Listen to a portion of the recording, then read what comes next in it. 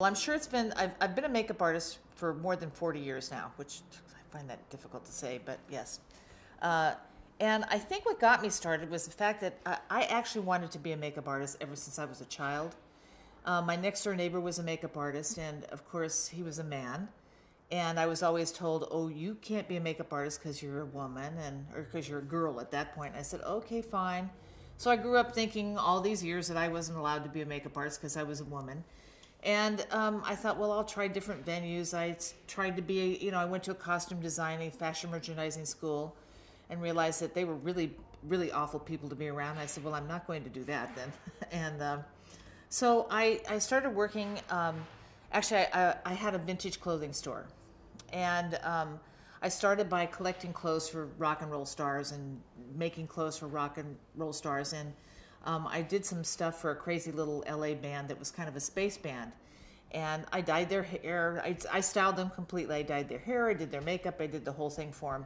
And they said, well, this is really all well and good, but we want big brains and pointed ears and stuff. And I said, I don't know how to do that, but I will go find out.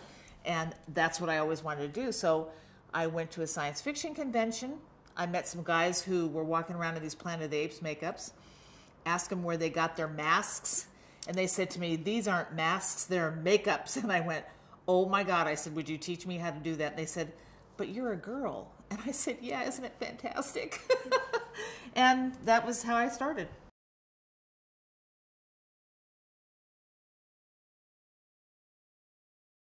I think school is a very important part of being a makeup artist because now there is so much technology that the makeup artistry has advanced so much since I started. I mean, it was difficult when I started because there was only a handful. I could literally count on one hand the people that were doing it. But now there are, of course, hundreds of us, thousands of us even, and the technology is so advanced, you really need to go to school to learn all the different products, techniques, just everything. I mean, you can certainly pick up a few things online, but I think there is no substitute for good education. I think school is probably one of the most important things about being a makeup artist because, and also just you're starting out in your regular school, like in high school and college or whatever, take as many art classes as you can take, do as much as you can to further your artistic endeavors before you get to a makeup school, because that will all be a really good backbone for you starting in a makeup career. Because as a makeup artist now, it's not just fluffing and putting on lipstick and blush. Now you have to be able to do something as simple for us as a bald cap, which God, I hope I never have to do one again as long as I live.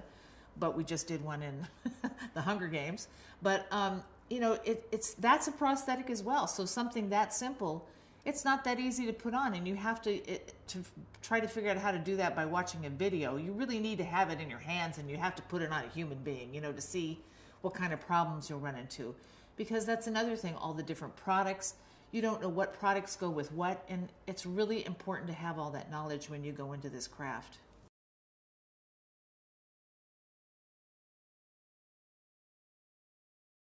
Well, get an education, of course. And I mean, I know everybody poo-poos a lot of this stuff on the internet, but I mean, it, there's no, you can learn something everywhere. You know what I mean?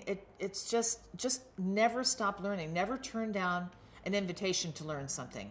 If somebody wants you to come do their makeup for a wedding, my God, go do it. You know what I mean? Do whatever you can to get your hands on people and actually put makeup on them. That's my suggestion. And once you sort of get into this business, never turn down a job. I never turned down a free job. I did many free jobs, because you never know who you're going to meet at that job. You could meet your next job at that job. You can meet somebody who will pay you for the next time. And even if the next one's free, that's, kind of networking. That's how you meet people. That's how you learn your craft, is by doing. You get to see what everybody else does on a set. It's a learning experience. Every job you take is a learning experience. So even if they say you're not getting paid any money, you're getting paid in experience. And that is probably more important than monetary consideration at the beginning of your career, as far as I'm concerned.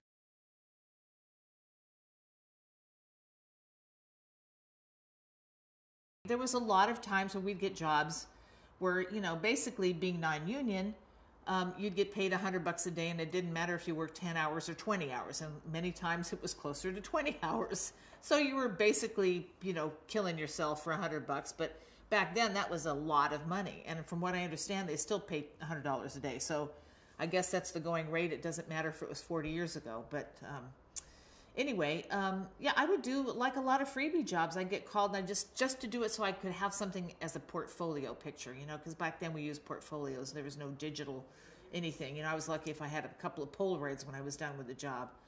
But yeah, I just kind of, just took whatever came my way. It didn't matter what it was. I just said yes. And if they were paying me, great. And if they weren't, great. And a lot of times we would work in the garage and build things and do makeups just to take pictures of it and show people. If you went on a job interview, they'd say, well, do you have pictures of stuff you've done? And I said, well, here's some things that I've done that, they weren't in movies, but, they're makeups that we've created. Because back then it was so new, there wasn't a lot of venues where you could actually have that stuff going on, unless you were some big guy doing Planet of the Apes or something, so there was just only a few of us, and it was kind of different then, so it's kind of hard to say how you're going to struggle along the same way, but it's basically the same thing. There's lots of companies starting out now that don't have a lot of money, and they'll offer you very little money to go do these jobs. And you know what? You got to do it, because that's how you get experience. There is no better teacher than experience, because you'll get into a position where something happens and you realize, oh, I don't have a bullet hole. I don't have an appliance. What am I going to do? And you got to figure it out. So, you figure out how to make a bullet hit, or you work with a special effects guy and he shows you how to do like a little thing where you pull a little tab off somebody's head and you pop, you got a bullet wound, all these quick little silly things that you learn, way back when you didn't have prosthetics and you didn't have all the fancy stuff that we have now. So it's really good experience just to, get you into a situation where you have to figure out how to MacGyver something and figure out something really cool to make, and just, whatever comes your way.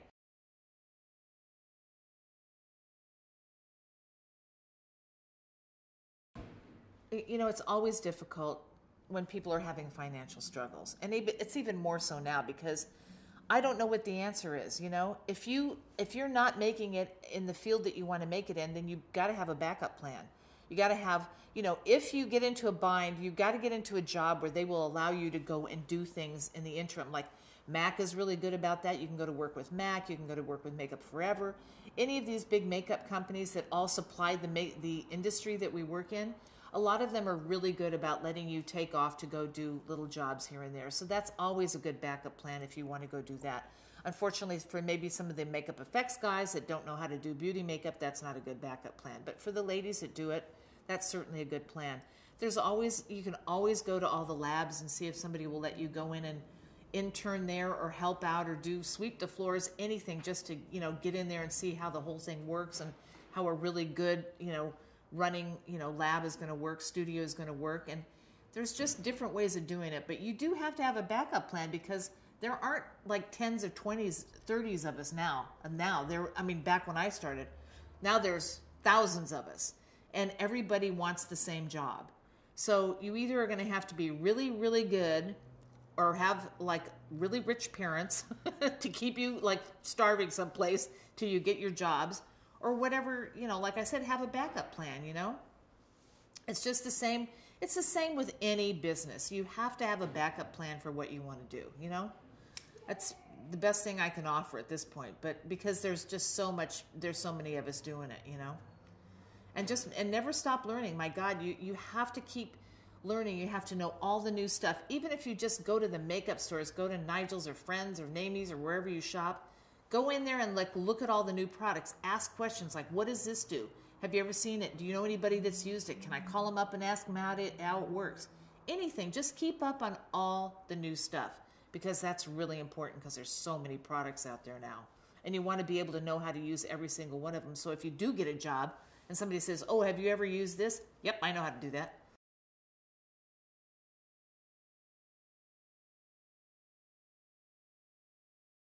Wow, what makes a makeup artist stand out today?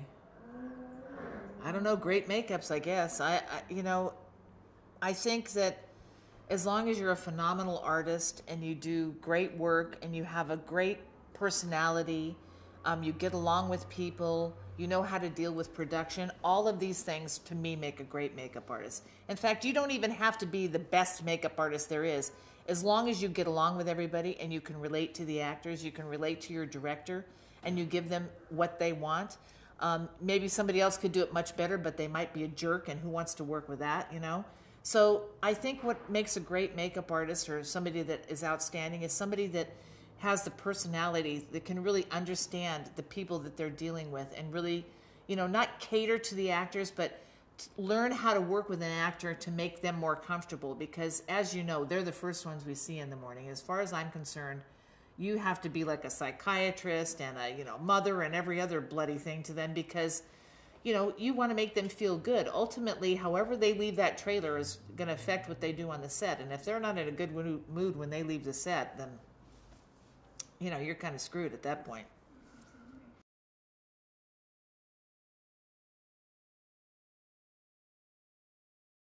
Number one, I kind of lay down the law when I go in to talk to a director and to the, you know, the ADs and whoever's running the, you know, the area where we work, you know, the trailers. And I'll just say, you know what, I'm going to give you an estimate. And when that estimate is up, you can come in and talk to me. But I don't want you in there like 20 minutes before the estimate's up and saying, how much longer, how much longer, how much longer? It's like, dude, I told you it was going to take an hour, so go away. And in an hour, it's going to be done. And if it's done early, they'll walk out and you'll feel really great about it, you know? So, but I don't think I've really worked with any directors, at least lately, that I can remember, that wondered why it took so long. I mean, even when I started out, back then when I started out, they always knew that it was going to take a long time because they didn't know what the hell we were doing. You know, they just knew that we had a normal looking guy, and 2 or 3 hours later he walked out and was a total complete mess, you know, and some monstery thing with ooze and pus coming out of him or whatever the heck we were doing. So, you know, there was never that kind of a challenge. And I think I've only ever worked on one film where I ever had problems with production, and it wasn't because I wasn't doing my job, it was because of other things. You know, it was like they had other restraints and they had things going on that they didn't like something in another area, and it just sort of streamed through the whole production. And unfortunately, you know, everybody got a little bit of the backlash. But in general, I haven't really had those kind of problems. I think a lot of that those kind of problems come with an inexperienced crew, or like an inexperienced director and or ADs that don't really know what the hell they're doing either. So, you know, they take it out on you. And it's just, you have to educate them. So if you can do that, like in a production meeting or having meetings with them ahead of time and just saying, hey, look, it's going to take this long to get these guys done, and these are the reasons why. And usually, as long as you have a reason why, they're a lot more receptive. You just don't say because, you know, like your parents used to say because. Well, that's not good enough. I want to know why. It's like teaching somebody. If you tell somebody to do something, it's going to look great, go do this. Well, if you don't tell them why they're going to do that and how it's going to make their job, their program better or their makeup better, they're not going to know why they're doing it. It's not going to make sense to them to make those changes and to really, you know, get going on the right track. So I think as long as you, like I said, as long as you tell them why things are going to be that way, you shouldn't have a problem. And if you do, then they're just bloody idiots.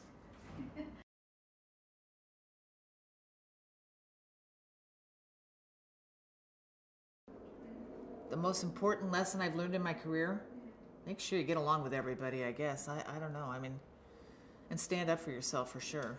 If you don't stand up for yourself, nobody's going to respect you and nobody's going to listen to you or think you know what you're talking about. So I guess pretty much, you know, just make sure that you have good self-worth, I guess.